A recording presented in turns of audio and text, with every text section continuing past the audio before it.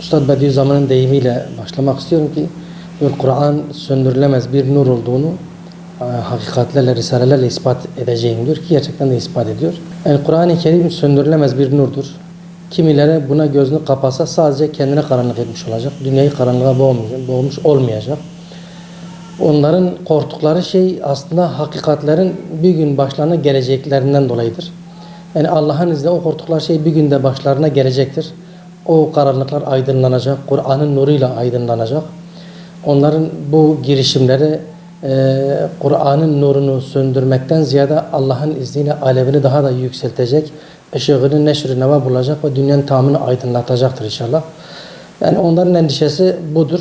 İnşallah korktukları şey de başlarına gelecektir. Başta yetki sahibi olan, iktidar sahibi olan hükümet olmak üzere birçok kişiye iş düşmektedir.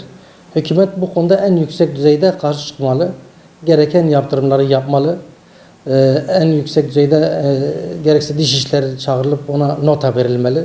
Çünkü Kur'an bizim nizamımızdır, kitabımızdır. Diğer bir husus kanaat önderleri, alimler, seydalarımız, sivil toplum kuruluşları önderlerinin tamamının buna en yüksek bir sesle karşı çıkmaları gerekiyor. Çünkü bu Kur'an hepimizin ortak kitabıdır. Bu herhangi bir STK gözetilmeksizin bütün sivil toplum kuruluşlarının, bütün kanaat önderlerinin, bütün Müslüman halkımızın herkesin gücü yettiği nispette buna karşı çıkması lazım. Kimisi diliyle, kimisi iktidar olma hesabıyla, gücüyle buna engel olmak zorundadır. Şunu söylemek istiyorum ki Batı Avrupa'da maalesef zaman zaman bu tür şeyler cereyan etmektedir. Bunlar bu cüretini Müslümanların dağınıklıklarını arıyor. Yani eğer Müslümanlar dağınık olmamış olsaydı, birlik olmuş olsaydı, ittihad olmuş olsaydı inanıyorum ki bunlar bu cüreti alamayacaklardı. Bu cesareti kendilerine bulamayacaklardı. İnşallah ümit ediyoruz ki bu tür sebepler ve de bu tür olaylar Müslümanların ittihadına sebep olacaktır, vesile olacaktır inşallah. Yani İsveç'in yaptığı tamamen küstahlıktır. Yani bir Müslümanların inancına saldırmak, isteyen birilerine izin vermek, bu İsveç'in kendisine saldırması demektir. Müslümanlara yapılan bir hakarettir, bu kabul edilebilir bir durum değildir. Yani bizim yüce kitabımız, o yakmaya çalıştıkları, alçakların yakmaya çalıştıkları yüce kitabımızda onların ilahlarına küfür etmeyin ki onlar da sizin ilahlarınıza küfür etmesin diyor. Bu kadar saygı, onların ilahlarına bile karıştırılmaması gerektiğini vurgulayan bir kitabımız var. Ve bunlar bu alçaklığı yapıyorlar. Yani bir inanca, bir değere saldırmak hiçbir zaman özgürlük değildir. İfade özgürlüğü değildir, düşünce özgürlüğü değildir. Bunların sürekli yaptığı bir sıradan bir şey haline gelmiş İslam'a hakaret etmek. Bu da Müslümanların dağınıklığından güç almalarıdır. Müslümanların bir olmamasından kaynaklanan bir durumdur. Eğer Müslümanlar bir olsaydı, güçlü bir ses çıkarmış olsalardı, caydırıcı bir tepki vermiş olsalardı, bugün alçaklar bu saldırı yapamazlardı, bu alçaklığa izin vermezlerdi. Müslümanların geçici değil de devamlı olabilecek eylemler yapması lazım. Özellikle İslam'a saldıran bütün ülkelerin özellikle önce onları ekonomik olarak çökertmek lazım. Yani bunu herkes birey olarak yapabilir. Onların ürettikleri malları almamak lazım. Onların ürettiği malları almamakla hiçbir şey kaybetmeyiz. Bunlar alternatifleri çok. Yani Üstad Bediüzzaman'ın bir sözü var, diyor. Helal dairesi keyfe kafidir. Yani harama tevessül etmeye gerek yoktur. Türkiye Büyükelçiliği önünde yapılmasından dolayı da Türkiye'nin büyük bir tepki göstermesi lazım. Onlarla yapılan ilişkileri askıya almaları lazım. Büyük elçilik artık ne gerekiyorsa siyaseten hükümetler arasında ne gerekiyorsa bunu yapmaları lazım. İsveç bunu sürekli yapıyor çünkü. Müslümanlar olarak da yapmamız gerekenler de dediğim gibi bunların mallarından uzak durmak lazım. Birlik olup, yek vücut olup onlara gereken dersi vermek lazım. Tepkiyi vermek lazım.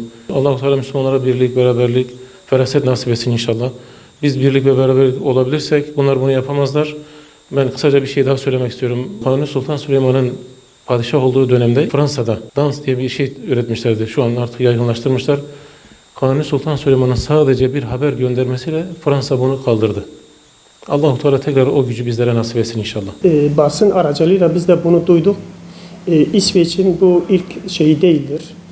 Ara ara bu gibi şeylere girişimlerde bulunuyor. Buna karşı öncelikle bunu biz kınıyoruz.